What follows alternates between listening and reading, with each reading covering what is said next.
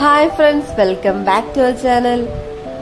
നമ്മുടെ ചാനലിലെ എല്ലാ സബ്സ്ക്രൈബേഴ്സിനും ഹാപ്പി വിഷു. വിഷു ആയതുകൊണ്ട് തന്നെ ഞാനൊരു വിഷു സ്പെഷ്യൽ റെസിപ്പി ആയിട്ടാണ് ഇന്ന് വന്നിട്ടുള്ളത്. വളരെ എളുപ്പത്തിലും വളരെ ടേസ്റ്റി ആയിട്ടുള്ള റെസിപ്പി കൂടിയാണ്.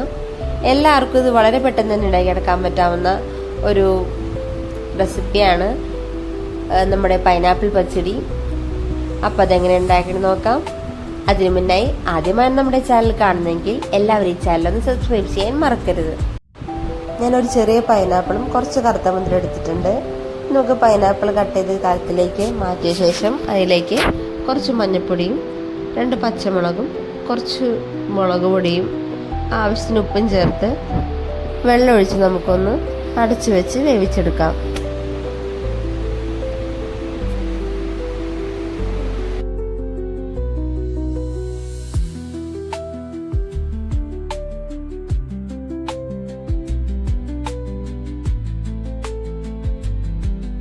പൈനാപ്പിളൊക്കെ ഒന്ന് തിളച്ച് വന്നപ്പോൾ ഞാൻ അതിലേക്ക് ഒരു ചെറിയ കഷ്ണം ശർക്കര ഇട്ട് കൊടുത്തിട്ടുണ്ട്.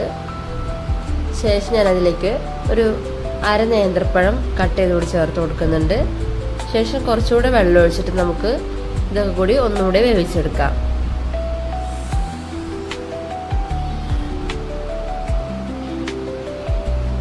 കൂടാതെ ഞാനതിലേക്ക് കുറച്ച് പൈനാപ്പിള് വേവിക്കാതെ അരച്ച് ചേർക്കുന്നുണ്ട്. ഇനി തേങ്ങ അരപ്പിലേക്കാണ് ഞാനിവിടെ കുറച്ച് തേങ്ങയും അതിലേക്ക് കുറച്ച് ജീരകവും കുറച്ച് മഞ്ഞൾപ്പൊടി എടുത്തിട്ടുണ്ട്. ആ അരപ്പൊടി നമുക്കിപ്പോൾ ചേർത്ത് കൊടുക്കാം. ശേഷം ഒന്നുകൂടെ നമുക്ക് തിളപ്പിച്ചതിന് ശേഷം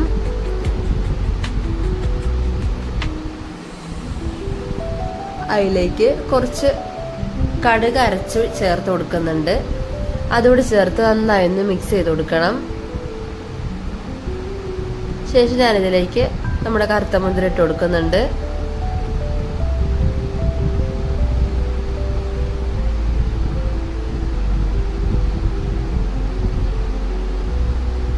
അതുകൂടെ ചേർത്ത് നന്നായി നമുക്കൊന്ന് മിക്സ് ചെയ്തെടുക്കാം. ശേഷം നമുക്കിതിലേക്ക് ഒരു 1/2 കപ്പ് തൈര് ഒഴിച്ചു കൊടുക്കണം.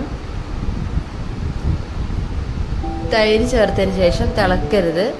നമുക്ക് തൈര് ജസ്റ്റ് ഒന്ന് ചൂടാക്കി എടുക്കാനേ പാടുള്ളൂ, തിളച്ചു പോകാൻ പാടില്ല.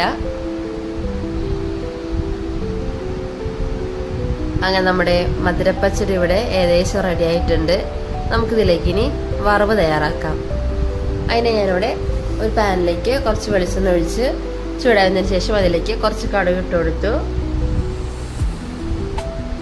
ശേഷം നമുക്ക് അതിലേക്ക് കടുകൊക്കെ ഒന്ന് പൊട്ടി വരുമ്പോഴേക്കും വറ്റൽമുളകും കറിവേപ്പിലയും ഇട്ട് കൊടുക്കാം.